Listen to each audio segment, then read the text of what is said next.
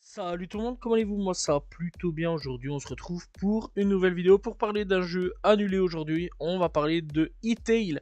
E-Tail donc qui était un projet de jeu vidéo de type sandbox et jeu de rôle, développé et édité par Hypixel Studio, équipe à l'origine du serveur Minecraft Hypixel. Derrière eux quand même c'est assez faux là-dessus. Est prévu donc sur Windows, Mac ainsi que sur mobile et console, initialement donc annoncé pour une sortie en 2021. Le jeu a été repoussé en 2023 avant donc son lancement initial, reporté au-delà de 2023 et après donc ça soit annulé. Derrière tout ça donc Ital était fondé sur un système de construction par bloc inspiré de Minecraft, logique je vais dire, tout en inspirant, enfin restant totalement indépendant là-dessus. Donc le studio prévoyait également donc la création et le partage de serveurs et de modes grâce à une suite d'outils dédiés. Le développement du jeu a donc débuté en 2015. Son annonce officielle a eu lieu fin 2018, accompagnée d'une bande-annonce sur YouTube qui a cumulé plus de 60 millions de vues. Le 23 juin donc 2025, Hypixel Studio a annoncé donc l'annulation définitive de Hytale ainsi que la dissolution du studio, qui fut quand même plutôt dommage. Niveau de l'éditeur, eh bien c'était quand même pas n'importe qui derrière, c'était Riot Games. Voilà, et ça c'est quand même assez dommage. Ça devait donc sortir sur Windows, Mac, Android et iOS. La Switch, Switch 2 aussi, Xbox Series, PlayStation 4, PlayStation 5. Voilà, on aurait pu aller plus loin, mais ça va, c'est fini à ce niveau-là. Donc voilà, donc eh bien, E-Tail était un jeu donc de type sandbox et jeu de rôle, s'inspirant donc de Minecraft pour son système de construction à l'aide de blocs dont il reprend les proportions. Cependant, Hytale se veut être un jeu totalement indépendant de Minecraft. Il possède son propre univers, son propre gameplay et une histoire pour son mode aventure où le jeu prend place dans un univers plutôt ouvert. Hytale donc comprend également une large variété de plantes, animaux et monstres, dont certains sont propres voilà, eux-mêmes. Le Québec, le Troc, le Queller, etc. Hytale donc possédait également des outils pour favoriser la création par la communauté. Hytale donc permettait de se concentrer, enfin de se connecter plutôt à des mondes personnels, des serveurs existants et également voilà de créer, permettant aussi de créer aussi des serveurs. Tout ça c'est quand même plutôt cool. Donc il y avait des serveurs existants et on pouvait créer son serveur.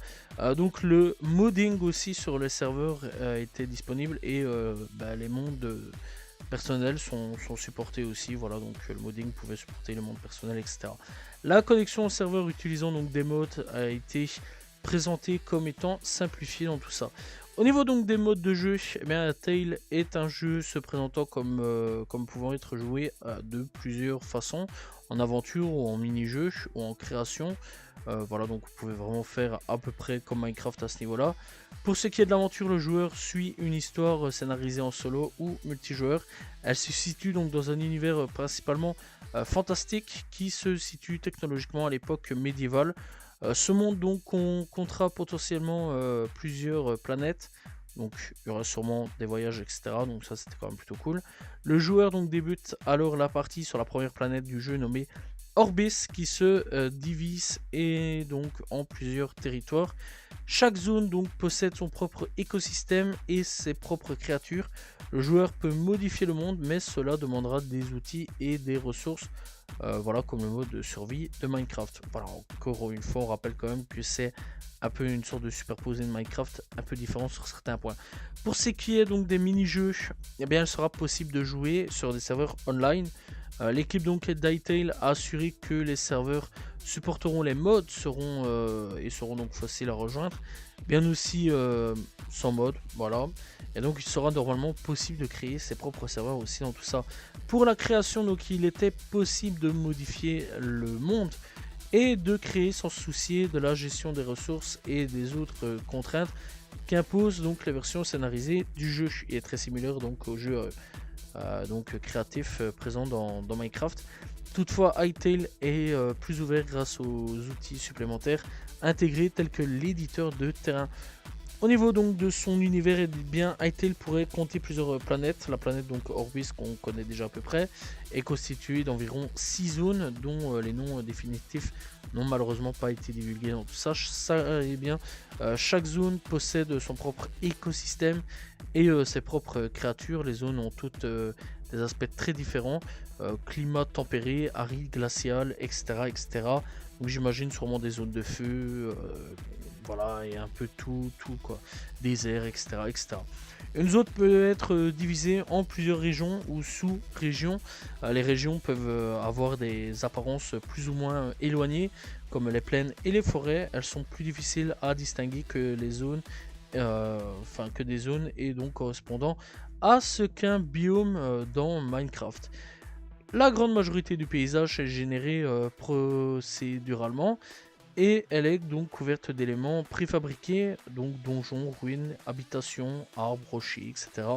sur lesquels donc sont appliqués plusieurs filtres, comme par exemple une dégradation aléatoire sur un bâtiment. Alors au niveau donc des outils de création, donc le développeur ont promis plusieurs outils afin de favoriser la création de contenu par la communauté, outils d'édition du terrain comprenant un ou des brushes pour sculpter les terrains à grande échelle, les brushes donc de peinture, le placement instantané d'objets enregistrés, l'enregistrement de nouveaux préfabriqués, la rotation d'éléments, etc., etc. Outils externes, la création donc de nouvelles créatures et objets pour Hytale. Voilà, donc cela comprend donc le modeling, la texture, l'animation et l'habillage dynamique, avec donc la possibilité de travailler à plusieurs en même temps sur le même élément. Outils filmiques, possibilité de filmer en jeu, voilà, de placer des particules, donc des animations personnalisées ou non, gérées par les images clés, changement en jeu en temps réel, donc la météo, voilà, couleur du ciel, des textures, des blocs et donc de l'espace aussi du joueur. Outils de live scripting permettant de développer et modifier les codes depuis l'extérieur du jeu et d'en observer directement les résultats. Voilà, on avait quand même pas mal de trucs assez intéressants là-dessus. Donc, eh bien, au niveau du développement, eh bien, Hytale a été développé par le studio Hypixel Studio, le studio spécialisé là-dessus pour tout ce qui est Hypixel, sur le serveur Minecraft. Donc voilà, il a été spécialement fondé pour l'élaboration du projet, se composant donc d'une quarantaine de membres.